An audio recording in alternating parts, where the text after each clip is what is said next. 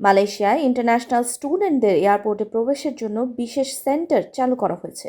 বিদেশি স্টুডেন্টরা যখন কুয়ালালামপুর বিমানবন্দরে পৌঁছবেন তখন ঝামেলাবিহীনভাবে ইমিগ্রেশন পার হতে সহায়তা করবে নতুন এই সেন্টারের কর্মকর্তারা। বিমানবন্দরে টার্মিনাল 1-এ আইস্যাক নামে এই সেন্টার চালু করা হয়েছে, যা সেবা দেবে 24 ঘন্টা। তাছাড়া বিশ্ববিদ্যালয় সম্পর্কিত তথ্য, ক্যাম্পাস যাত্রার গাইডলাইন, অফার সহ অন্যান্য গুরুত্বপূর্ণ পরিষেবাগুলো এক জায়গা থেকেই গ্রহণ করতে পারবে স্টুডেন্টরা। দেশটির শিক্ষামন্ত্রী জানিয়েছেন, সারা বিশ্বে প্রথমবারের মতো মালয়েশিয়াতে আন্তর্জাতিক শিক্ষার্থীরা এই বিশেষ আগমন সুবিধা পাবেন। এর মাধ্যমে মালয়েশিয়া সরকার জানিয়ে দিল, দেশটি ইন্টারন্যাশনাল স্টুডেন্টদের স্বাগত জানাতে বিশেষ সুবিধা ও নিরাপত্তা দিতে বদ্ধপরিকর। এই বিশেষ আগমনী কেন্দ্রটি মালয়েশিয়ার ইমিগ্রেশন ডিপার্টমেন্ট, উচ্চশিক্ষা মন্ত্রণালয়, এডুকেশন মালয়েশিয়া গ্লোবাল সার্ভিসেস এবং বিমানবন্দর কর্তৃপক্ষ যৌথভাবে পরিচালনা করবে। বর্তমানে মালয়েশিয়াতে 160টিরও বেশি দেশের 1.5 লাখেরও বেশি আন্তর্জাতিক শিক্ষার্থী রয়েছেন।